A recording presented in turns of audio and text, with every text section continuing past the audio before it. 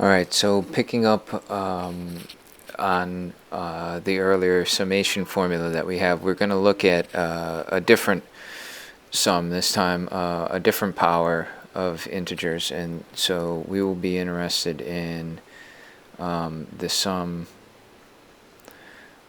from 1 to n of I cubed. We want to know what this is. So this time, instead of looking at, like in this example, we looked at the geometry of the sum.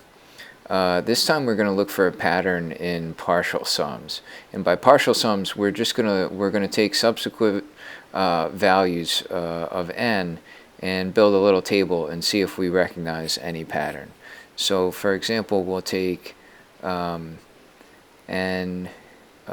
equal to 1, 2, 3, and 4.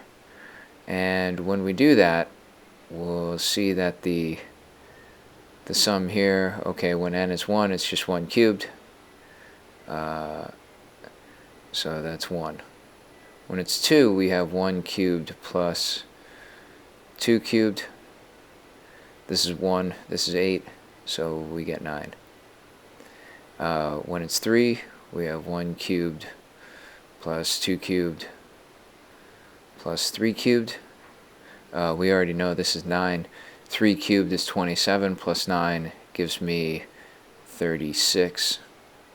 And when we have 4, 1 cubed plus 2 cubed plus 3 cubed plus 4 cubed. 4 cubed is actually 64 plus 36 gives me 100. Now, there is something special about these 4 numbers. I can rewrite them as perfect squares. This is 1 squared, this is 3 squared, this is 6 squared, and this is 10 squared.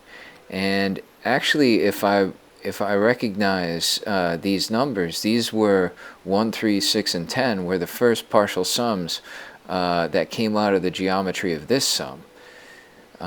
So actually, all we have here are these numbers squared as the sum. So this guy, this sum equals n squared over 2 plus n over 2 squared, which is actually the same as, if we rewrite this here, from 1 to n of I cubed, that equals n to the 4th over 4 plus n squared over 2 plus n over 4.